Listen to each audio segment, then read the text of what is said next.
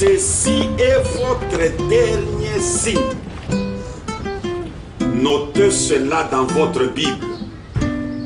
Et si quelque chose s'élève en dehors de ceci, qui soit plus grand que ceci, traitez-moi de faux prophètes. C'est une forte déclaration. C'est une forte déclaration. Et il ajoute encore, je fais attention à ce que j'ai dit. Je suis en contact avec plus de 10 millions de gens à travers le monde. Voyez-vous? Très précieux frères et sœurs, vous qui aimez la parole de Dieu, nous sommes très heureux de vous rencontrer ce soir pour pouvoir échanger. Nous allons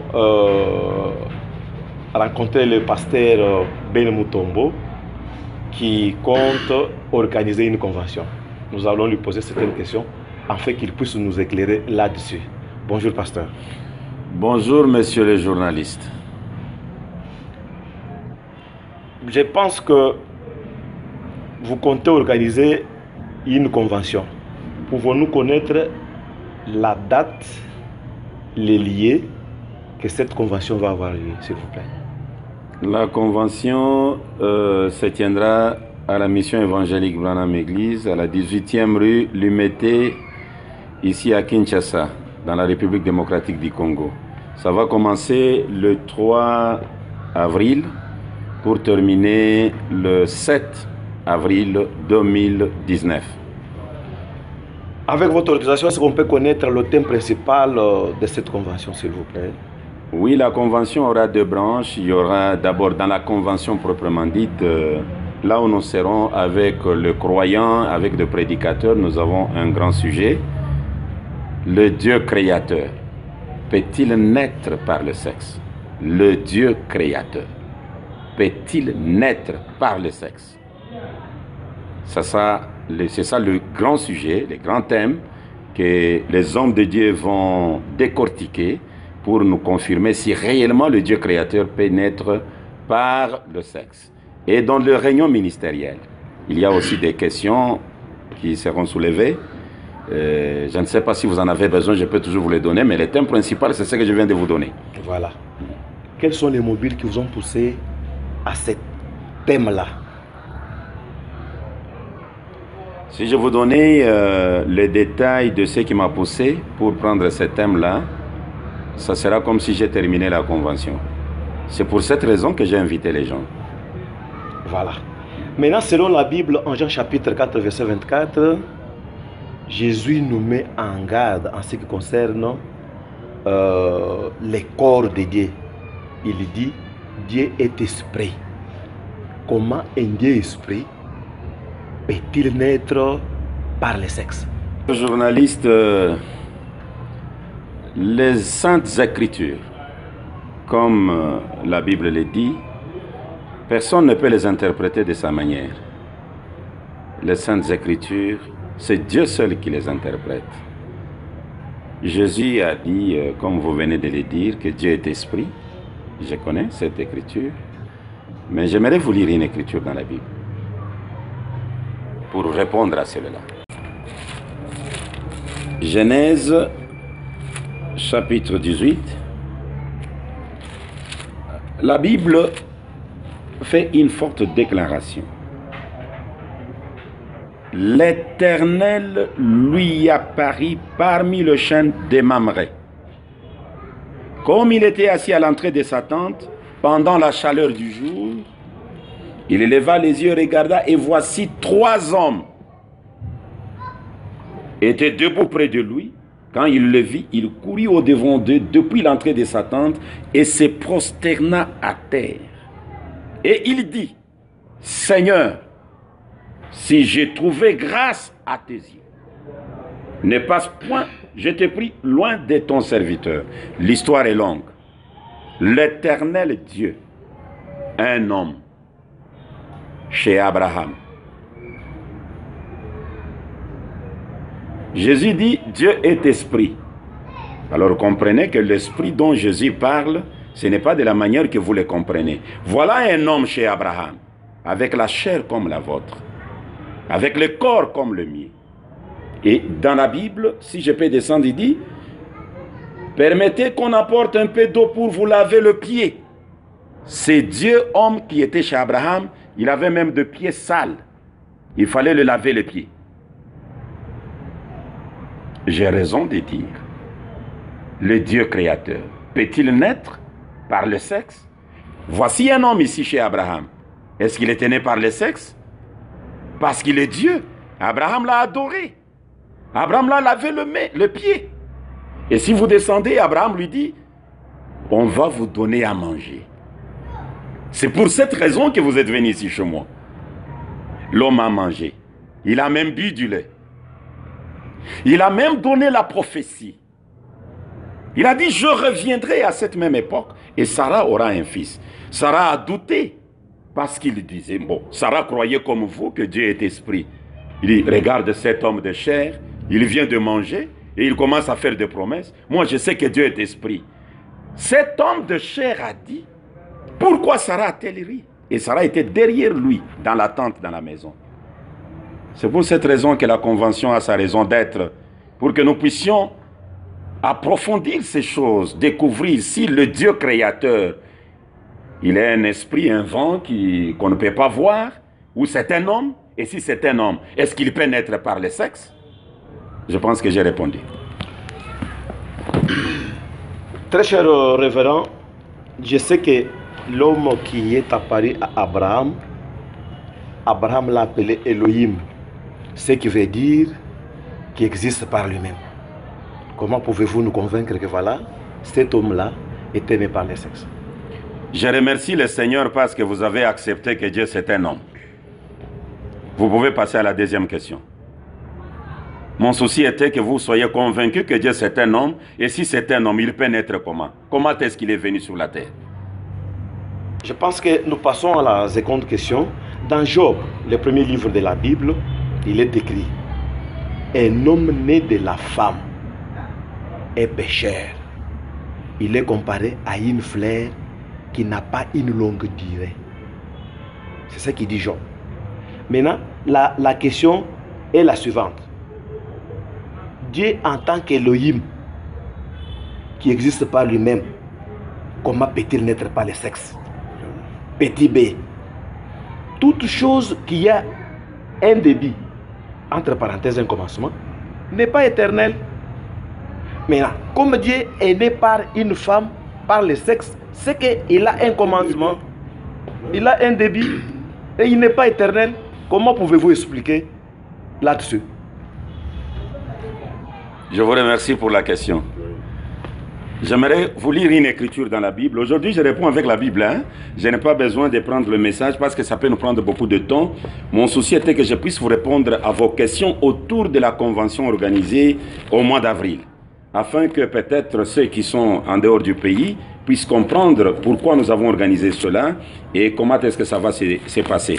Je suis dans Ésaïe. Dans Ésaïe chapitre 9. La Bible dit ceci.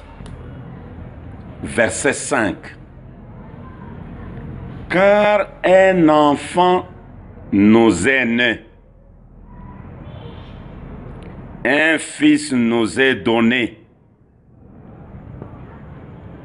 et la domination reposera sur son épaule. Amen. On l'appellera cet enfant qui est né. Cet enfant qui nous est donné, on l'appellera admirable, conseiller, Dieu puissant, Amen. Père éternel, Amen. Prince de la paix. Amen. Pour m'arrêter juste là, un enfant nous est né. Très bien. L'enfant qui est né, quand on commence à donner ses qualifications, on l'appelle conseiller. Chose grave, on l'appelle Père éternel. Et on ajoute Dieu puissant. Dieu puissant. Bon, le Dieu puissant, Père éternel, est un enfant né. C'est pourquoi j'invite les gens pour leur poser la question. Cet enfant Dieu éternel, cet enfant Père éternel, cet enfant Dieu puissant, il est né par un arbre. C'est un arbre qui lui donne naissance. Ce sont les sexes. C'est le sexe d'homme, c'est le sexe de la femme.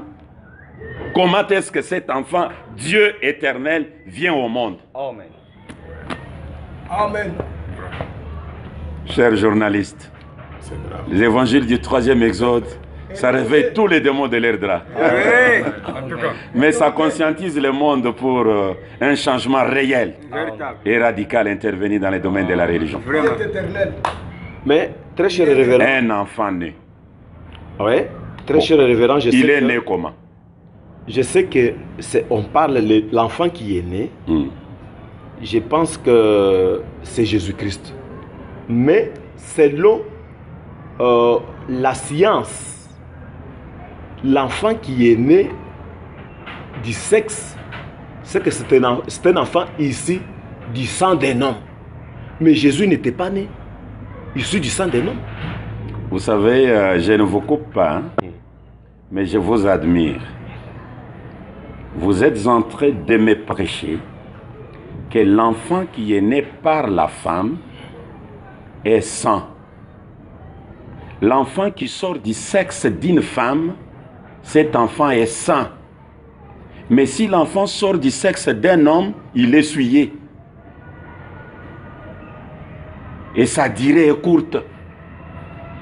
Mais quand il sort de la femme, il est saint. Qui rend cet enfant saint? C'est la femme ou c'est l'homme? Et qui est saint? C'est la femme ou c'est l'homme?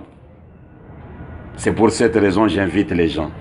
Venez, que nous puissions approfondir le message, sonder le message, sonder la Bible. Le Dieu créateur peut-il naître par le sexe?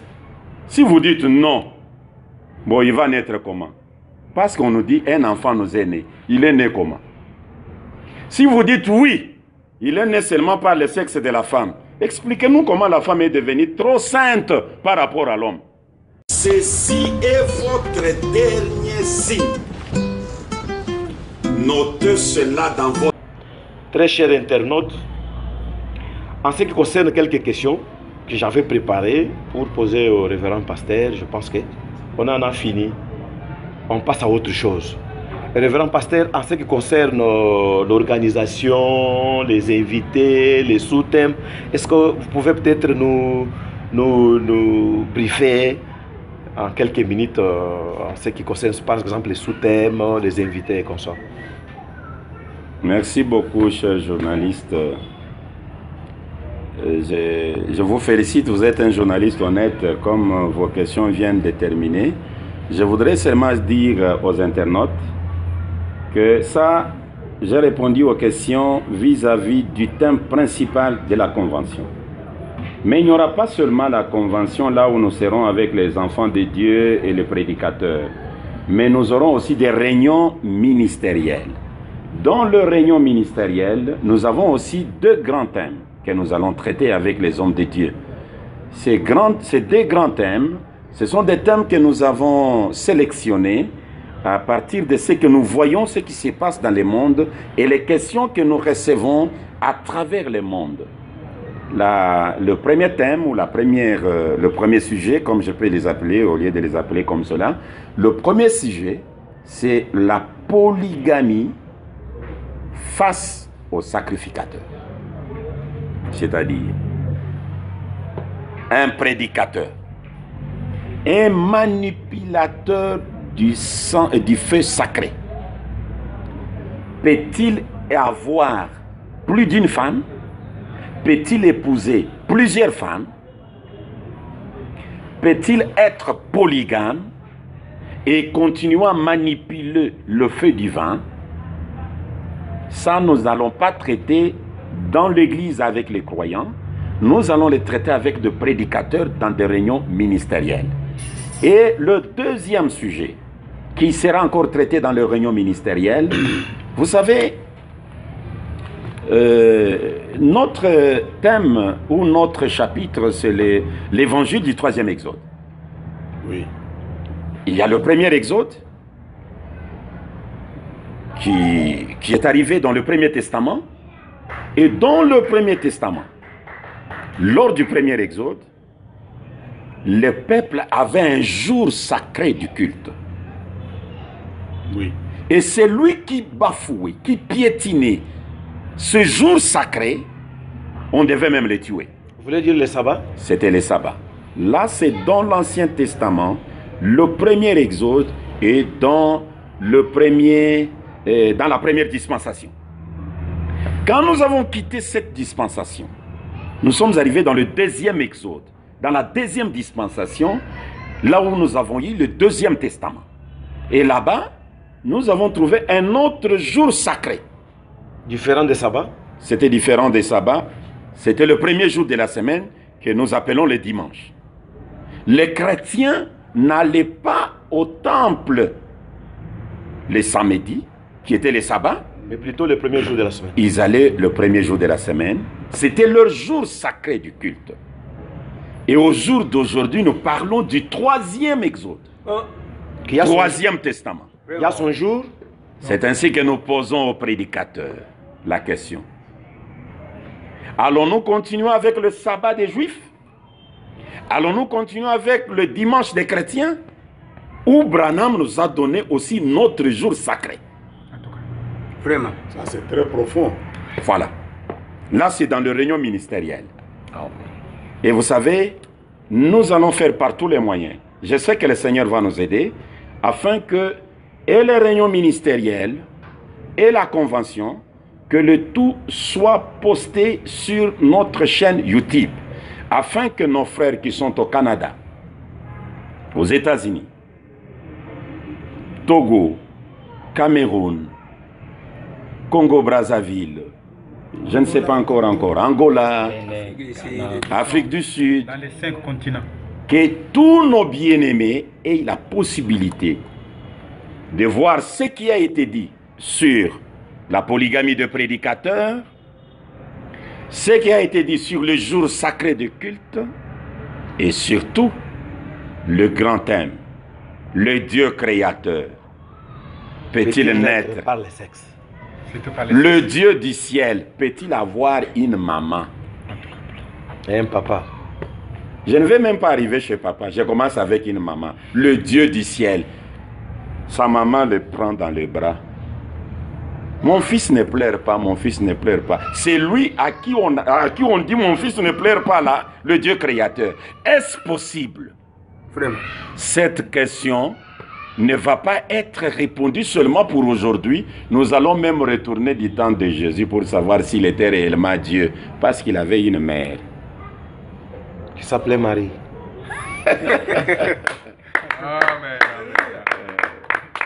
Chers internautes, je ne sais pas si vous avez encore à dire. Non, j'ai commencé. Excusez, révérend. Oui, moi, je suis à votre disposition. J'avais une petite question. Oui. Vous avez signalé que vous aurez 2 points, 2 sujets que vous avez préparés uniquement pour les prédicateurs. Oui. Vous avez souligné que ça sera sur le mariage, la polygamie et l'autre sur les jours sacrés. Pour vous qui êtes dans le 3e exode ou la 3e alliance, comme vous appelez ça. Oui. Mais pourquoi vous avez préféré que ça soit seulement avec les ministres et non avec vos adeptes? Puisque j'ai trouvé un peu vraiment très intéressant ces 2 points-là. Je préférais que ce soit avec des prédicateurs. Vous savez, avec la convention, les hommes de Dieu vont défiler du haut de la chair, ils prêchent. Oui. Après la prédication, il n'y a pas de questions, il n'y a que l'adoration. Même s'il a élevé n'importe quelle divinité, il n'y a pas de questions à lui poser. C'est ça la convention. Mais avec des réunions ministérielles, pendant que la personne est en train de démontrer que maintenant même, le prédicateur peut avoir plusieurs femmes, conformément à cette écriture, les autres prédicateurs notent. Quand il finit à prêcher, il y a des questions. On relève des questions des prédicateurs. Maintenant, c'est lui qui avait prêché là, quand et tous vont terminer. Oui. Il remonte du haut de la chaire. Il y a une autre chaire à côté. Le modérateur se tient à l'autre chaire là avec des questionnaires. Chers prédicateurs, vous avez déclaré ceci. Mais ceux qui vous suivaient, voici la question qu'ils ont posée. Cette question est accompagnée de cette écriture. Comment vous vous défendez? Et le prédicateur commence à se défendre. Pendant qu'il se défend, les autres sont en train de voir si réellement le prédicateur peut avoir plusieurs femmes. Et après le débat, le modérateur va faire la conclusion. Vous voyez, c'est différent. Avec la convention, il prêche, il termine, on donne la parole à Manassé, il chante, on donne à Francis, il chante, on donne à Goffé, il chante et nous adorons, nous sortons. Mais avec la réunion ministérielle, dans la réunion ministérielle, là, il y a un débat. C'est l'Armageddon, la guerre des Écritures. Afin que, lorsque les hommes de Dieu vont retourner chez eux, qu'ils puissent retourner avec une connaissance testée. Voilà. Une connaissance testée et prouvée vraie. En tout cas, merci beaucoup. C'est pour cette raison que nous avons voulu. Parce qu'avec le croyant, quand on commence peut-être à acquiler Pasteur Ben, hein, mes brebis sont là. Ah, nous croyons que notre pasteur, c'est le meilleur. Mais comment on commence à l'acquiler comme ça? Parfois, ça peut froisser. C'est pourquoi l'auteur de la parole, William Marion Branham, a dit la réunion ministérielle, c'est le ministre seul. Et nous respectons ça. Pour qu'après la réunion ministérielle, je puisse maintenant puiser une connaissance que je peux monter avec du haut de la chair pour vous prêcher. C'est que l'issue de la réunion ministérielle ne sera pas dévoilée. Ça sera dévoilé et même publié. Ça sera dévoilé et publié. Mais là, les brebis n'auront pas l'occasion de poser des questions. S'ils ont des questions, ils vont aller poser à leur pasteur. Tu as une question? Oui, j'avais une petite question. Allez-y, Oui. allez-y. Révérend pasteur, ma question, c'est juste vous demander Oui. pourquoi c'est une question que vous avez appelée les ministres du troisième testament. Oui. Mais vous n'avez pas touché vraiment les points doctrinaux. Pourquoi ne pas ouvert le débat envers aussi les autres prédicateurs qui disent que le Seigneur Jésus est Dieu, ceux qui disent qu'ils sont dans les premiers exodes, parce qu'il s'agit, vous avez cité les sabbats, ils peuvent venir aussi défendre les sabbats, que peut-être nous continuons avec les sabbats. Et ceux qui adorent les chrétiens peuvent aussi venir défendre. Et pour la polygamie, ça lie tous les sacrificateurs.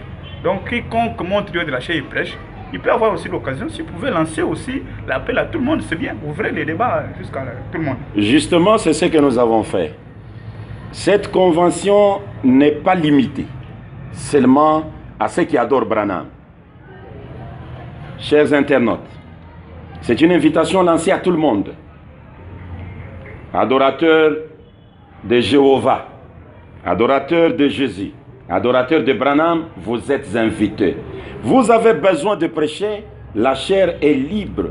Venez défendre si Dieu pénètre par le sexe. S'il pénètre par le sexe, est-ce que vous pouvez nous le pointer? C'est le Dieu qui est né par le sexe. Et confirmez-nous cela avec les Écritures.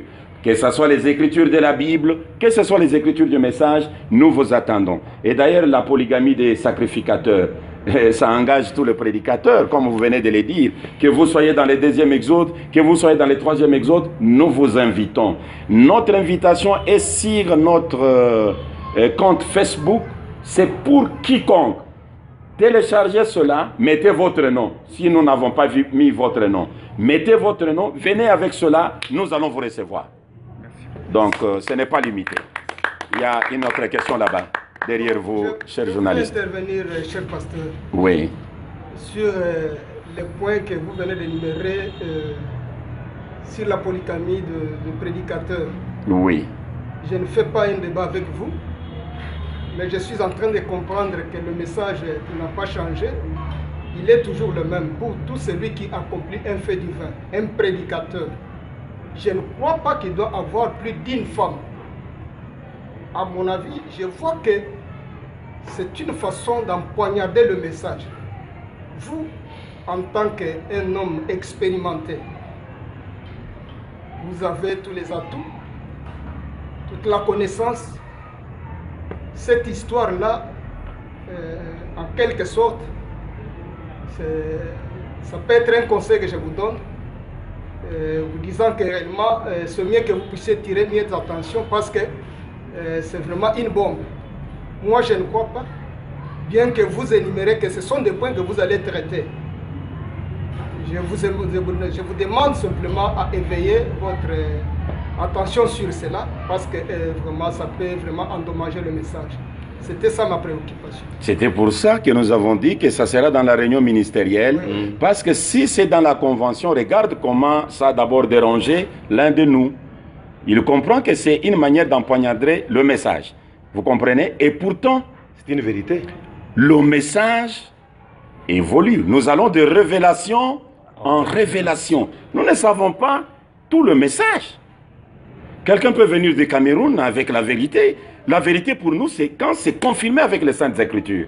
Vous savez, dans la réunion ministérielle, si on nous confirme avec les Saintes Écritures qu'un sacrificateur peut avoir plus d'une femme, je serai le premier à le faire. Alléluia. Amen. Oh, Amen. Je serai le premier à le faire. Amen. Parce que nous, quand Branham parle, nous disons Amen. Amen. Nous avons déjà suivi certains de nos collègues prédicateurs dans d'autres pays. Ils ont compris que c'est la vérité. Mais nous, on ne peut pas rejeter de loin. Ni on ne peut pas croire seulement d'emblée comme cela. C'est ainsi que nous les invitons. Venez, prouvez cela avec les Saintes Écritures. Si c'est confirmé par les Saintes Écritures, ne vous en faites pas. Même vous, vous allez vous marier. Ne vous en faites pas. Mais si ce n'est pas confirmé avec les Saintes Écritures, ça sera effacé avec les Saintes Écritures pour que le message soit pur, clair et saint. Amen. Amen. Voilà. Chers internautes, nous voici à la fin de cette émission. Nous vous prions de venir assister ou participer à la convention qui sera organisée incessamment.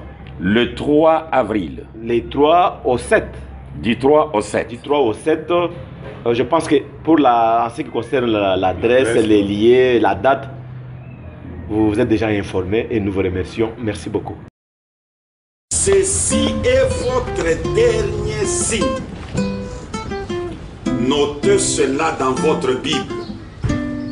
Et si quelque chose s'élève en dehors de ceci, qui soit plus grand que ceci, traitez-moi de faux prophètes. C'est une forte déclaration. C'est une forte déclaration. Et il ajoute encore, je fais attention à ce que je dis. Je suis en contact avec